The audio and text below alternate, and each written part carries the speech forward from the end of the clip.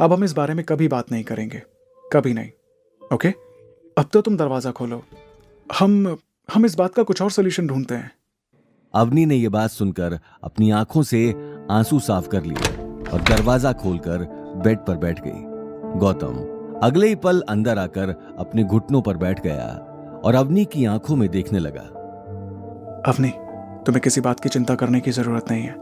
अब ये प्रॉब्लम मेरे ऊपर छोड़ दो, मैं कुछ ना कुछ सॉल्यूशन ढूंढता हूं। लेकिन अपनी बात कहने से पहले अवनी गौतम की आंखों में सच्चाई देख पा रही थी। इस सच्चाई को देखकर वो आगे कुछ नहीं कह पाई। हालांकि उसके मन में कई सारे सवाल थे, लेकिन इस बार उसे कोई भी रास्ता दिखाई नहीं दे रहा था। देखते ही देखते रात हो चुकी थी।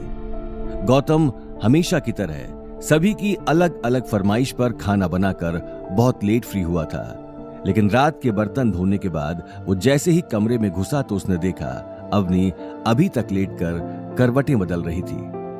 आज उसकी आंखों से नींद गायब हो चुकी थी। गौतम अवनी को इस हाल में नहीं देख पा रहा था। जैसे तैसे रात निकल गई।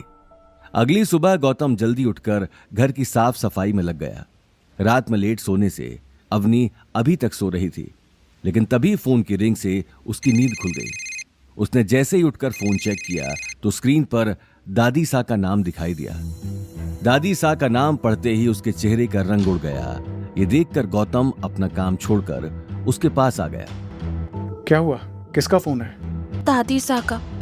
लाओ, मैं बात करता हूँ। लेकिन गौतम। डोंट वरी, कुछ नहीं होगा।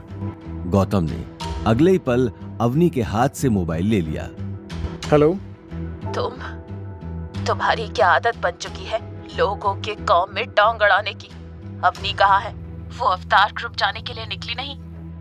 नहीं, अवनी की तबीयत आज ठीक नहीं है, इसलिए आज वो रेस्ट कर रही है। वो आज कहीं नहीं जा रही है। तबीयत खराब हो या फिर वो मर ही क्यों ना रही हो, उसे बोलो कि उसे अवतार ग्रुप तो जाना ही पड़ेगा, वरना मैं उसे अग्रवाल ग्रुप क्या जोधपुर में किसी भी कंपनी में काम नहीं करने दूंगी। ये बात सुनते ही गौतम ने गुस्से में कॉल काटकर मोबाइल स्विच ऑफ कर दिया। ये देखकर अवनी को टेंशन होने लगी। गौतम, ये क्या किया तुम? अवनी, आज तुम्हें कहीं जाने की जरूरत नहीं है। आज तुम घर पर बैठकर रेस्ट करोगी, इसलिए मैंने तुम्हारा मोबाइल स्विच ऑफ कर दिया है। ये बात कहते ही गौतम ने अवनी के ऊपर ब्लैंकेट ढक दिया। अवनी आगे कुछ कह नहीं पाई और गौतम को देखकर मुस्कुराने लगी। वहीं दूसरी तरफ गायत्री देवी अग्रवाल हाउस के हॉल में चक्कर काट रही थी।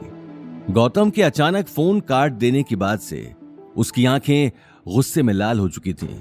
नील और शनाया चुपचाप खड़े होकर अपनी दादी को देख रहे थे। आखिर ये दो कौड़ी के आदमी की हिम्मत कैसे हुई मेरा फोन काटने की?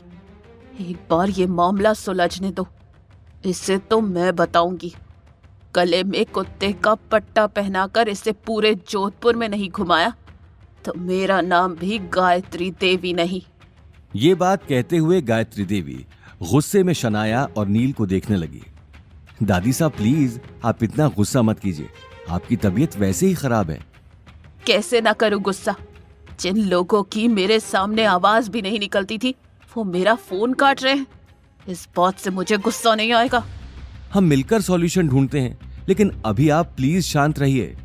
शनाया ने अगले ही पल टेबल से पानी का ग्लास उठाकर गायत्री देवी की तरफ बढ़ा दिया। गायत्री देवी पानी पीकर सोफे पर बैठ गई। आने वाली मुसीबत की टेंशन तीनों के चेहरों पर साफ दिखाई दे रही थी। मेरे पास एक आइडिया है। अभी मैं आपको कुछ समझा नहीं सकती, लेकिन आप मेरे ऊपर भरोसा कीजिए। अगर मेरा प्लान सही बैठा तो चेयरमैन खुद आपको अवतार बुलाएगा और भाई के साथ डील भी साइन करेगा। शनाया अगले ही पल मुस्कुराकर वहां से निकल गई। वहीं दूसरी तरफ गौतम घर का सारा काम करने के बाद मार्केट में सब्जी लेने आ चुका था। मार्केट पहुंचते ही उसे अभिनव का कॉल आ गया। उसने अगले ही पल कार साइड में खड़ी कर दी और कॉल उठा लिया। Yes mister Abhinav. Sir sorry to disturb you, लेकिन यहाँ आपकी सिस्टर इन लॉ आई हुई है और आपसे बात करना चाहती है। मेरी सिस्टर इन लॉ? कौन है और क्या नाम है उसका? सर इनका नाम शनाया है और इन्हें आपसे बहुत जरूरी काम है। शनाया? आगे की कहानी जानने के लिए देखिए अगला एपिसोड सिर्फ पॉकेट एफएम के यूट्यूब चैनल पर और रॉयल वारिस के सारे एपिसोड्स को सुनने के लिए डिस्क्रिप्शन में दी लिंक से डाउनलोड करें पॉकेट एफएम ऐप।